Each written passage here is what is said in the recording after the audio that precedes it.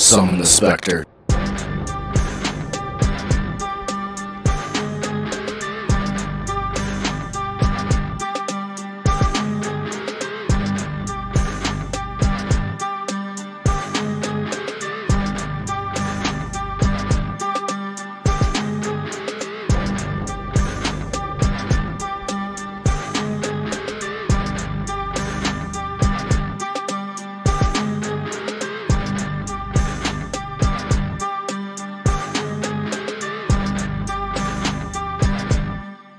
Summon the Spectre.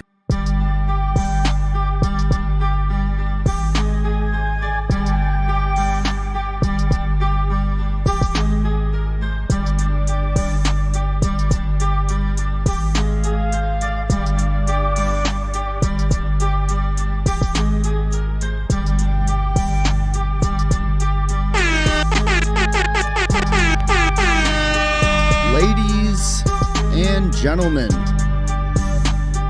man, oh man, what a show did we have tonight for SummerSlam Night 2. Summon the Spectre. For all of you that may be new here, let me be the first to welcome each and every single one of you to the Spectreverse. And thank you guys for joining me for this Night 2 SummerSlam review. For those of you that do not know who I am the host of the Spectreverse. My name is JariSpectre, aka the Spectre, Jade Mercer, inside of the pro wrestling ring. We got a lot to talk about tonight. From considering what we got yesterday, from an in-ring standpoint, Night 2 definitely stands higher than Night 1 did last night. I mean, you can look up and down the card, and yes, we will get into the matches that were very underwhelming. We will get there. But if you take a look at what we received from a main event tonight between Roman Reigns and Seth Rollins, I don't think a single person is going to complain about that match that we got tonight to end SummerSlam. That match alone saved this show, which is becoming low-key a reoccurring theme with Roman Reigns' main event matches saving shows. We saw it earlier during the year, WrestleMania Night 2, Roman and Punk, easily, as far as WWE goes, match of the year. This, I will say, their match tonight between Roman and Seth Rollins, that match, I will say that can arguably be debated between match of the year. Otherwise, you can debate CM Punk, Roman Reigns. I am still on the Punk and Roman from Mania this year. I still think that match was a little bit better. However, tonight did not disappoint in the slightest. And hell, you even look back to Night 1 expecting the stars to show up and show out and give these people a reason to care and to come pay good money to sit in these seats or to pay good money to watch this show. It's really, what's the word I'm looking for? It's really just sad. It's sad. Granted, the in-ring stuff, what the boys and the girls do from an in-ring standpoint, I don't think anybody's going to ever argue that, oh, that match was good, this match was shit. There are spots, and there are things, and there are certain performers that just have it better than others. But at the end of the day, everything boils down to the creative direction from the suits and ties in that writing room. And when shit doesn't end up executing and making sense on a week-to-week basis, Monday through Friday, build after build, show after show, town after town, if none of these things make sense, then what is the reason that we're fighting for? Roman and Seth went out there tonight and closed the book, finally, on the Shield story, the Shield saga. We finally got closure. We had the ending to the story that realistically I think a lot of us were very much over with and we thought ended or should have ended years ago. But we finally got it tonight, and man, oh man, it did not disappoint. And we'll talk about what happened sequence from sequence, move after move after move, when we go into the review of the show. But Roman and Seth, that main event easily saved SummerSlam weekend. It literally carried the burden of night one on its back and tried to elevate it. Granted, yesterday when I went live here, I gave night one a 6.57 out of 10. Was it all bad? No. It was better than night one. But like WWE does with these 2-night events, they take it easy on night one instead of always putting their best foot forward, and then they expect night two to really go balls to the wall. Did we necessarily see that the entire night tonight? No. No, we did not. But I will say night two was easily better than night one yesterday. Outside of the fantastic main event that we got between Roman and Seth, we have a new number one contender for CM Punk's WWE Championship, and that is none other than the returning Kevin Owens. And man, I will say it was so good to see Kevin Owens back in that ring tonight, and man, he did not miss a beat. Not even in the slightest. He looked fantastic. He literally, it was like he was never gone for 17 months. That's what it looked like. He is that damn good. Adding in Gunther to the mix was very nice to see as well. Pretty much a, tip of the cap from Nick Aldis. So that was very cool to see as well. I know a lot of people were complaining about that. Oh, what does that mean for Sami Zayn? Oh, poor Finn Balor. Which, granted, I do feel bad for Finn Balor in that sense. But man, you look at what we're about to get, hopefully, on Friday nights, and that doesn't build at least a little bit of excitement. Granted, from a writer standpoint, you can't get your hopes up. This company consistently disappoints and underperforms on a week-to-week basis. But if you're looking at what we got from night two tonight, and you're looking at CM Punk versus Kevin Owens as your main story on Friday nights, you're telling me that doesn't get you at least a little bit excited? It's something different and definitely is going to at least raise a few eyebrows. And then on top of that, you actually have some side stories going on SmackDown as well. Sami Zayn is going to continue this run of he wants justice. He wants to continue this last good guy run, and he feels as if he keeps getting screwed over, which, per his logic as his character, it's right. He consistently is still getting screwed over.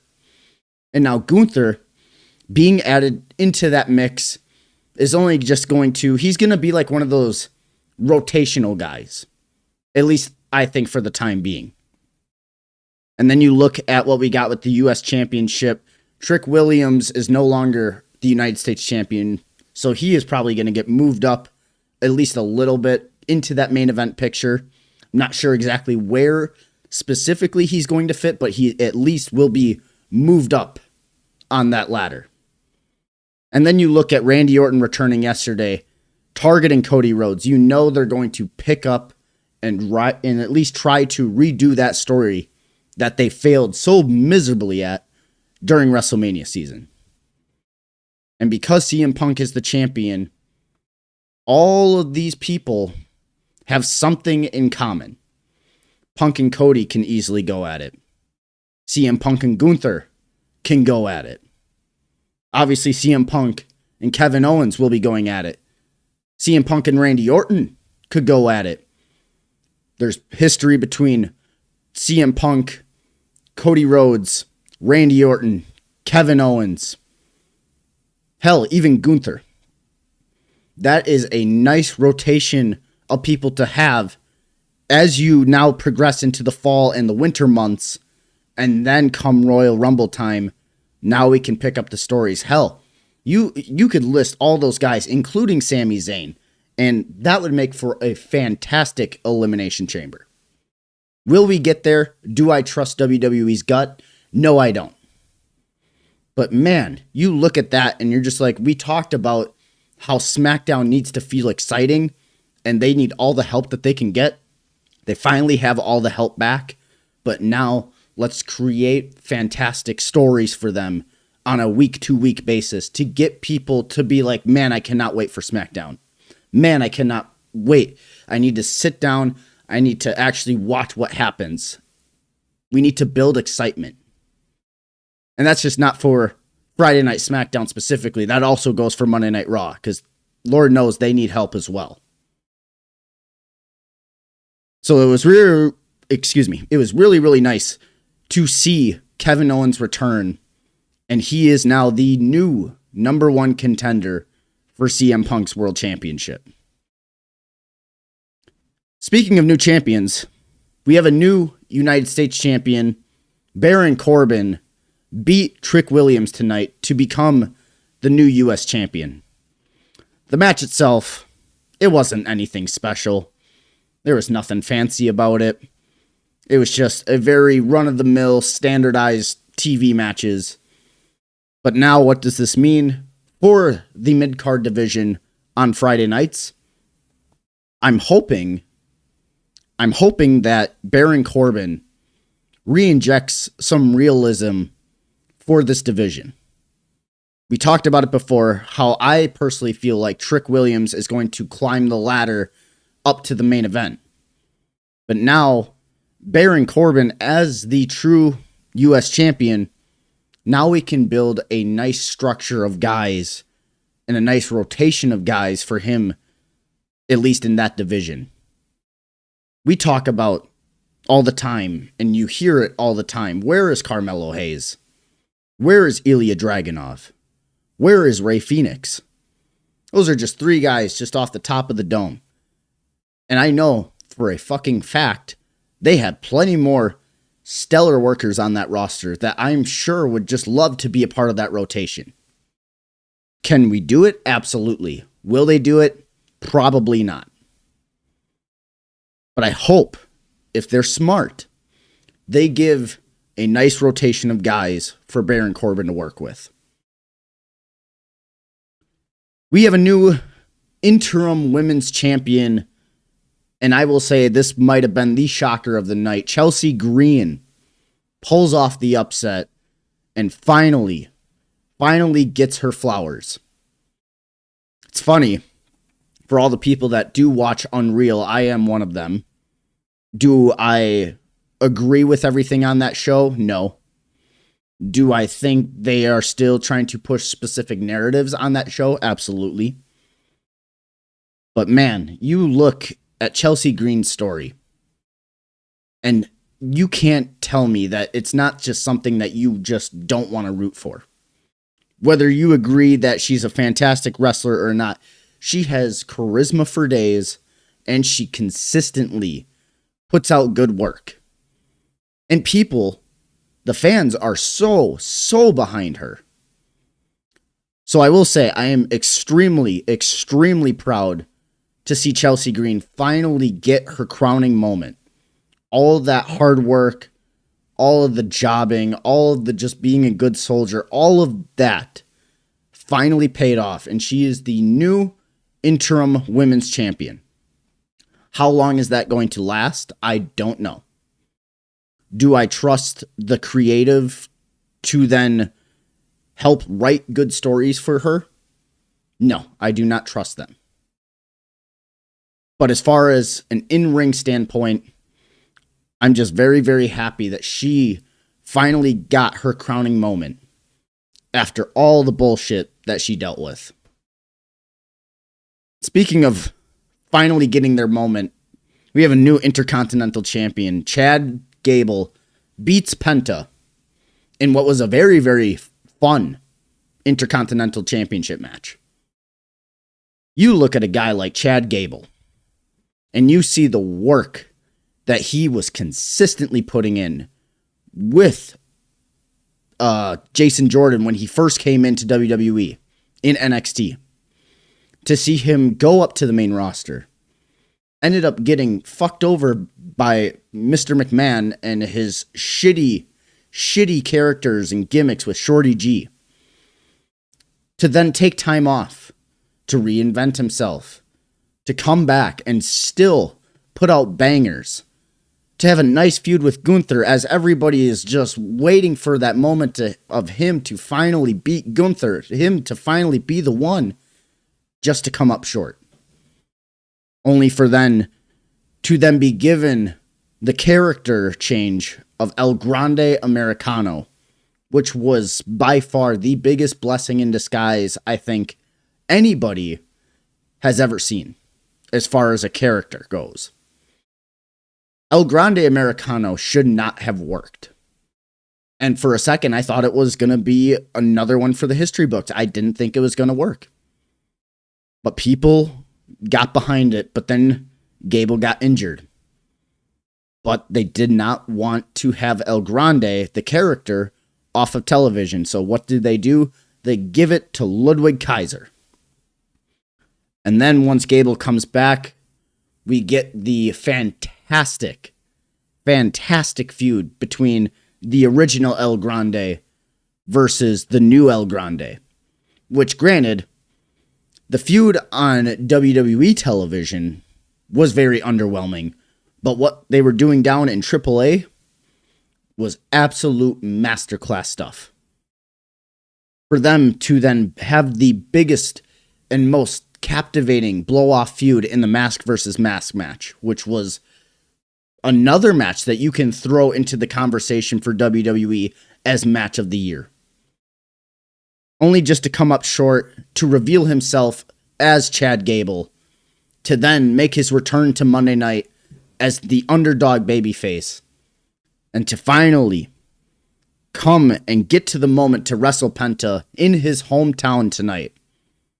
That match was very, very fun. And I'm very, very proud of Chad Gable and never giving up and consistently putting in the work, even when creative fucked him over, even when injuries got in his way. This was a very true and honest moment, and I was very, very happy for Chad Gable. And then we had some stinkers. Danhausen versus Dominik Mysterio.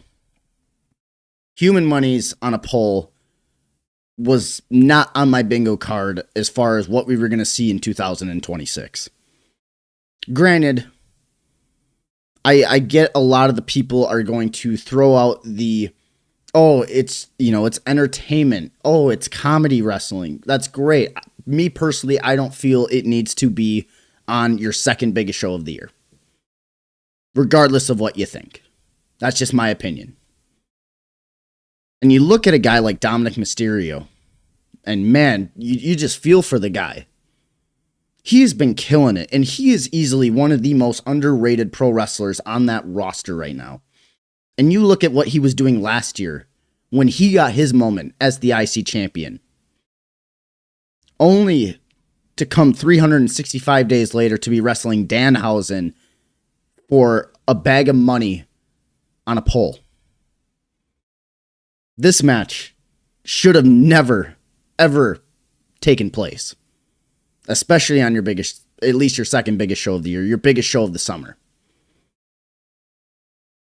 And with that being said, like I said before, this night 2 made night 1 a little bit better, but at the same time, there's still a lot of questions that creative hopefully needs to cover on a week-to-week basis now. Granted, you had Roman and Seth put out a fucking masterclass tonight. But now, we need to see a great follow-up, followed by another great follow-up, followed up by consistent and captivating storylines going from week to week to week. And with all that being said, I want to thank you guys for tuning in to this SummerSlam Night 2 post show right here inside of the Spectreverse. If you guys are new here, my name is JariSpectre. I go by the Spectre, Jade and Mercer, inside of the pro wrestling ring. I am live early because I know the big dogs like JD and the Solid Monster and all the big podcasts will be going up live here in a little while. And so I wanted to at least throw my name into the hat and try to garner enough attention to at least consistently keep growing. I'm only at 80 subscribers, and, you know, in a very heavily condensed niche like pro wrestling content, it's very, very hard to get seen. It's hard to get noticed. And I want to just thank you guys. If you stop by, thank you. If you like what you hear, you like what you see, hit the like button, hit the subscribe button, turn on the bell for notifications. You guys can follow me on all my social media links. Links will be in the description down below. And you guys, if you guys are a fan of gaming, make sure you subscribe to my gaming channel that is at JariSpectre Live. And without further ado, let's go ahead and let's talk about what we got on night 2 tonight. Show opens. Finn Balor versus Sami Zayn for the number 1 contender match for the WWE Championship. Before the bell rings, Nick Aldis comes out and he says he is reinstated as the SmackDown GM and says that he decided to add a participant, and then out comes Gunther. Sami Zayn is pissed beyond belief, and Gunther makes his way to the ring, and right as you think the bell is about to ring, he says, "Hold up. Just because I added one doesn't mean I'm not going to add another. I am going to make this a fatal 4-way. And he announces the next man, and then out comes a returning Kevin Owens to a very big pop from the Minnesota crowd. The bell rings, and KO goes after Gunther and Balor with some cannonballs. Sami and KO are staring at each other inside of the ring, and they hug, which was a very, very real moment. You know, everybody knows they are best friends outside of the ring, so that was a very nice moment. They immediately start hockey fighting, and right after that, KO then hits a swanton bomb onto everybody on the outside, followed by another swanton onto Gunther inside of the ring. KO goes for a stunner, but Gunther locks in a sleeper on him. He then pairs off with Sami and Balor for the heat. Gunther goes for a power slam, but Balor hits a sling blade on him, and Sami then follows it up with a shotgun dropkick by Gunther, right into a powerbomb for a 2 count. Owens then stomps out Gunther and goes up, but Finn Balor stops him just to follow up with the final cut off the top rope. That's always such a very, very fun spot that KO does. He's super, super good at that. Sami then goes up for a superplex on Balor, but KO shoves Balor off and then goes for a swanton, but Sami gets his knees up. As KO is selling his neck, Sami sees him lined up in the opposite corner. He goes for the Helluva kick, but he runs right into a sleeper by Gunther, followed up by a coup de grace by Balor for a super close near fall. That was a very fun spot. Stunner to Balor and Gunther, but then as he's about to do it to Sami, it gets reversed into a blue thunder bomb for a near fall. Sami then goes for the Helluva, but eats a boot. Stunner onto Sami for the 1, 2, 3. Kevin Owens is the new number 1 contender for CM Punk's WWE Championship. I'm very excited to see CM Punk versus KO. Very much a rewind to the early 2000s in Ring of Honor. I know that's going to be fun. I know a lot of people are excited to see that matchup in WWE. And needless to say, like I said in the intro, this is going to spice up quite a bit. Hopefully, with good writing, fingers crossed, this will spice things up on Friday night. Next match we had Trick Williams versus Baron Corbin for the United States Championship. Trick starts out hot on Baron. He sets up a table on the outside, which he'll call back to later on in the match. Trick then runs towards Baron, but eats a deep 6 on the outside. Baron then throws him into the steel steps and the post on the outside. Simple heat and a little bit of ground and pound during that heat. As that's going on, Corbin goes back to the outside, and Yachty pretty much slides in between Trick and Baron Corbin. Corbin then grabs Yachty and throws him into the barricade as he's taunting. Yachty grabs a kendo stick and chases off Baron Corbin right back inside of the ring, just for Trick Williams to then run his comeback. Vintage comeback by Trick Williams. Trick then gets Baron Corbin up, but there was a rake to the eyes. And then this spot, I know they were trying to then set up for their next sequence, but because the eye rake happened, Yachty wasn't in position, which, I mean, you can bark and be like, hey, what the fuck, you should have been in your position. But at the same time, like, he's not a full-time wrestler. He's not even that good of a manager. He's just a celebrity name for Trick. And so he was out of position, and both Trick and Corbin and the referee, all of them were standing with the dick in the hand. It just looked very, very weird, and it took like 7 seconds of just standing there with nothing going on to then get to the next spot. So that was my one gripe about this match.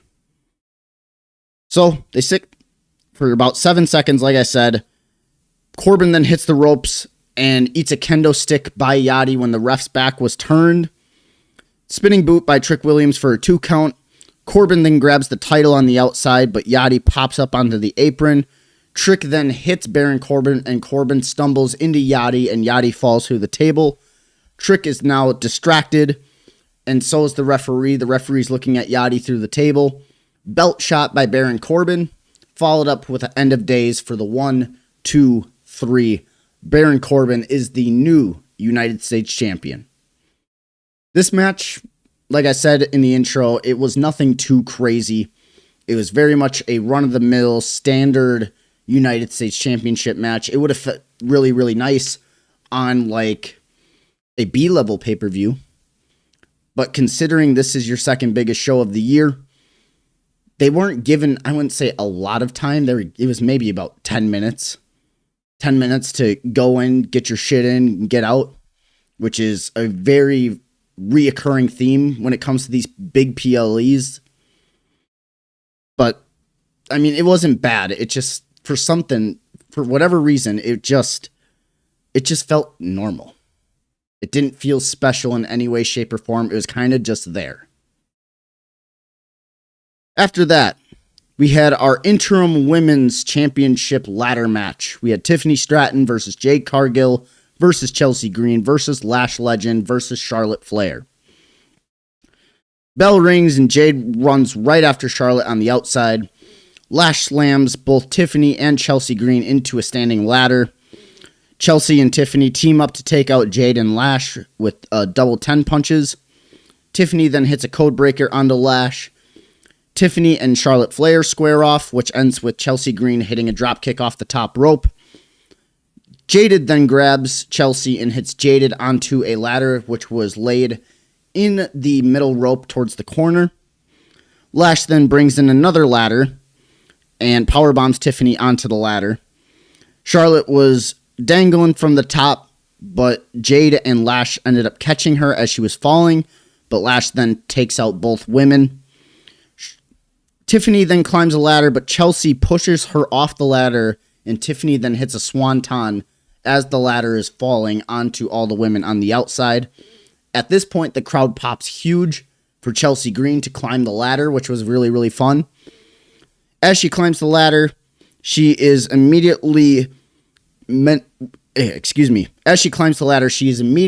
by B-Fab and Meechin, the baddies, and they come in and take her out.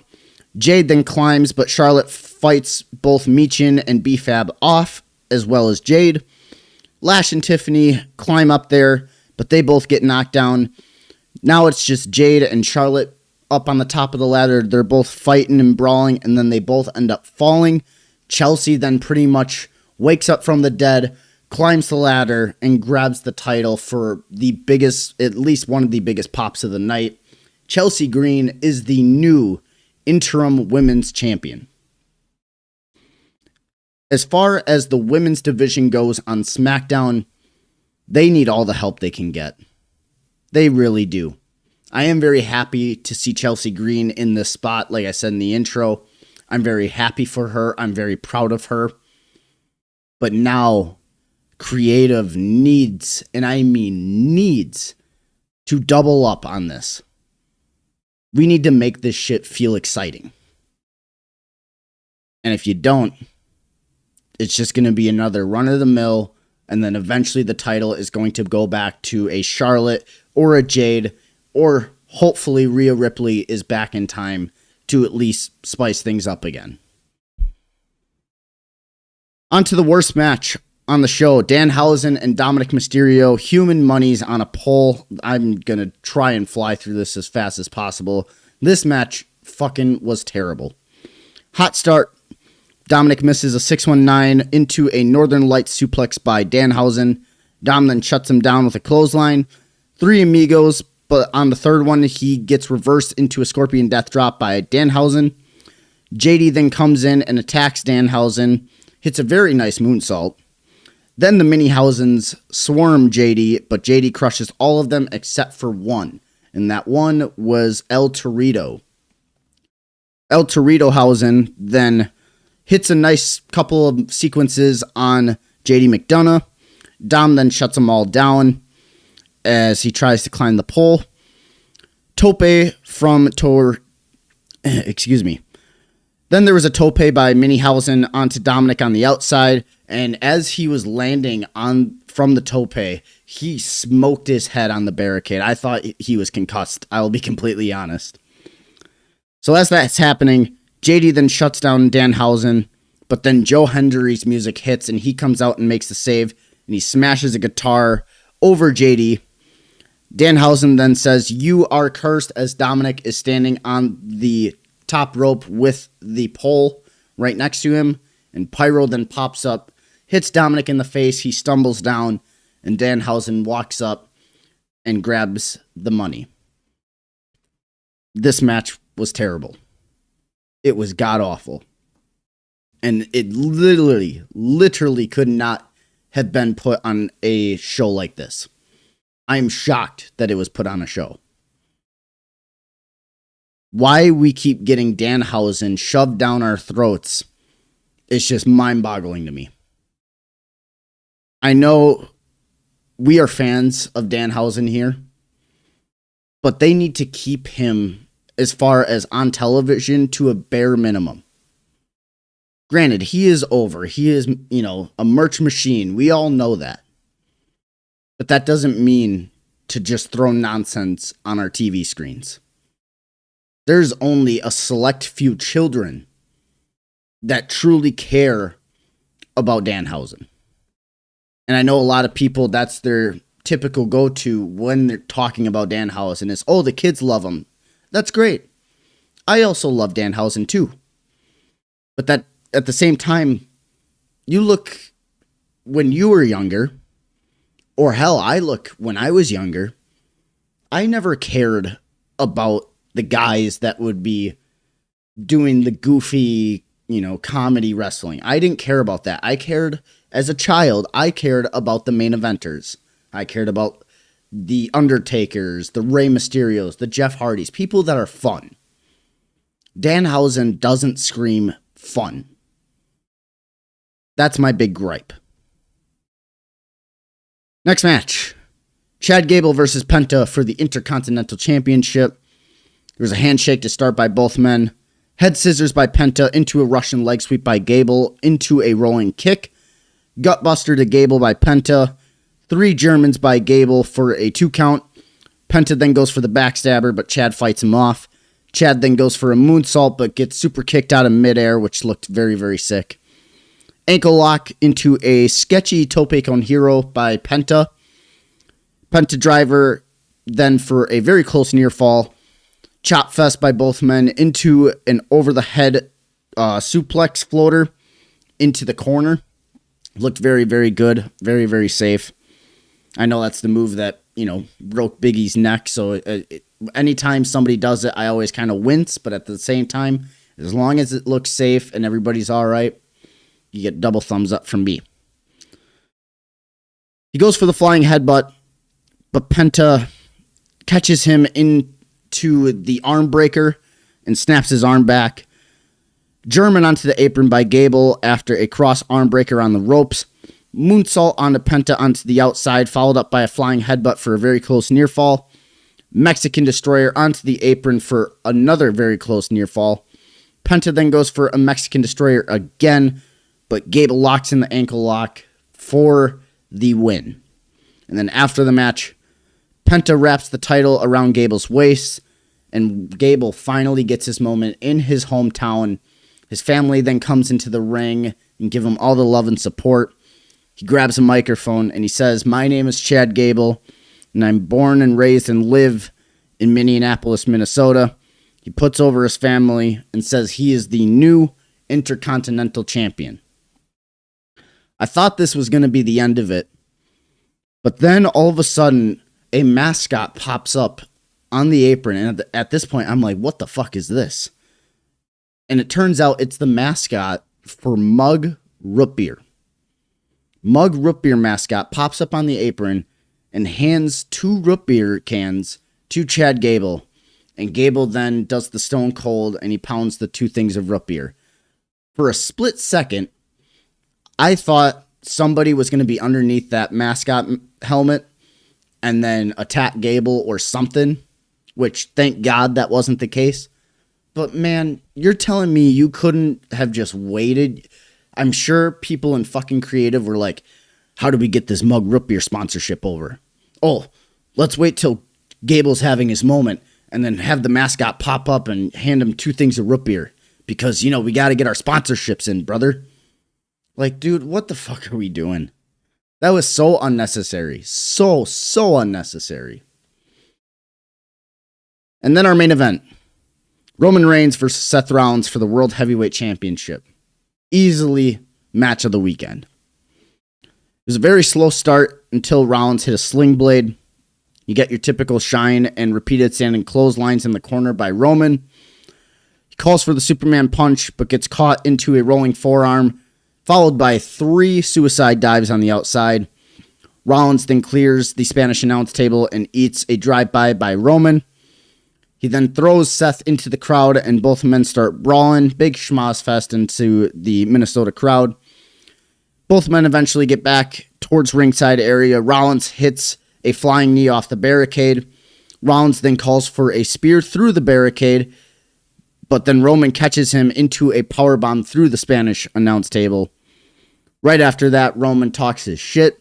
He clears the other announce table, and then at that point, Roman then gets Rollins up, but Rollins immediately reverses it, and he powerbombs Roman through that announce table. So both men go through the tables. Both men beat the count of 9, and Rollins then immediately hits a pedigree on Roman for a near fall. Rollins then goes for the stomp, but eats a Superman punch for a 2 count. Roman then calls for a spear, but Rollins jumps right over him as he eats the second turnbuckle, followed by a stomp for a very close near fall. Rollins then hikes Roman up onto the top rope for a superplex, and as he goes for the roll-through Falcon Arrow that he always does, he immediately gets caught on the roll-through into a guillotine, and then Rollins immediately powers Roman up, but Roman then slides off and hits a spear for a very close near fall. Reigns shit-talks Rollins, but Rollins then hits a spear for another close near fall. Rollins then shit-talks Roman, hits a buckle bomb. Reigns then hits a buckle bomb, followed by a stomp for another near fall. The crowd was eating all of these near falls, might I add. These sequences were very, very fun. They both start shit-talking each other, and then is immediately followed up with some bouillages. Reigns then hits a big shot to Rollins, but Rollins accidentally knocks the referee. The referee goes down. Reigns calls for the spear, and then as he goes for the spear, Seth Rollins gets out of the way, and Roman spears the referee. As that happens, Rollins then hits a stomp, but he realizes the ref is down, so he takes his sweet time. He goes to the outside, he grabs a steel chair, calling back to the moment where Rollins turned on his Shield brethrens and Roman with that chair shot to the back. And as that's happening, Reigns beats him to the punch, punches Rollins, and the chair gets dropped. Now the roles are reversed. Reigns is holding the chair. Rollins is in position. He's waiting for that chair shot. Like, come on, hit me. Get it out of your system. Hit me. And as that's happening, Reigns looks at the chair and he throws it away. And then both men stare at each other. And immediately a hockey fight breaks out. And both are just slugging at each other, getting all of their big shots in as much as they humanly can. And then as that happens, Rollins delivers a super kick, followed by a Superman punch from Roman. Seth Rollins no-sells the Superman punch. And then as Reigns goes for the spear, he gets caught into the pedigree, the same spot that we've seen for the past couple of Reigns and Rollins' matches. Stomp to Reigns. Rollins goes up top for the super stomp. And then he immediately eats a spear, followed by another spear, followed by the third and final spear for the 1, 2, 3. Roman Reigns retains the World Heavyweight Championship. He finally pins Seth Rollins in a one-on-one match. And then after the match, both men are sitting in opposite corners. Roman gets up and he holds out the shield knuckles in the fist inside of the middle of the ring. Rollins gets up and he's holding his shield mask, which he wore for his entrance. He lays the mask down in the middle of the ring and he immediately gives the shield knuckles. And that is how the Shield saga officially ends. Both men laid it all out there. They went balls to the wall. And man, oh man, that main event, you definitely get a round of applause from me. As a matter of fact, just for shits and giggles, Mike Breen. I know Mike Breen has something to say about that main event. And what do you say, Mike? That's right. We're just here to have some fun.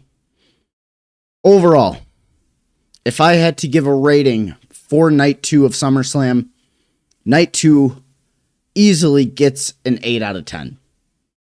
Strictly because of the good match that we got with Gable and Penta, on top of the fantastic main event that we got, also including the return of Kevin Owens and trying to spice things up for Smackdown going forward. Easily an 8 out of 10. And with all that being said, that's going to do it for this very quick Night 2 recap of SummerSlam 2026. I want to thank you guys for joining me if you did tune in. And if you guys are new here, if you enjoyed the recap and review, please drop it down in the chat. I'd very, very much appreciate it. The goal is to try to get this channel to 100 subs.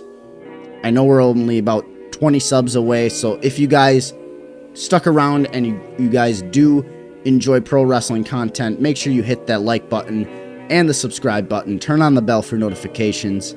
Make sure you guys follow me on all social media platforms: X, Facebook, Instagram, at JariSpectre. And you guys can also follow the Spectreverse page on Facebook as well, at the Spectreverse. Anytime I upload my weekly podcast, it goes there first. Anytime I go live with video games, it goes there first. And with all that being said, is there anybody in the chat that wants to give their thoughts and opinions before the big dogs hop on? That's the only reason why I went live when I did, because I want to at least clear the way. I know we're not going to get nearly enough attraction with all the big dogs rolling in here in a little while. So if you guys are sticking around, let me know what you thought of Night 2. And with all that being said, it looks like there's nobody in the chat right now. So that's going to do it for tonight's review. I hope you guys enjoyed it. Please hit that subscribe button. Eventually, once my pro wrestling career is all said and done, this is what I will be doing going forward. So definitely want to get the head start on it. And until episode 29, where we give our true recap and review from this weekend, as well as talking about the phenomenal episode of Dynamite we got last week, which a lot of people were shitting on, I am going to be the man that is going to rebuttal it on episode 29. So you guys, make sure you stick around for that. And until then, we will see each and every single one of you next time. Peace out.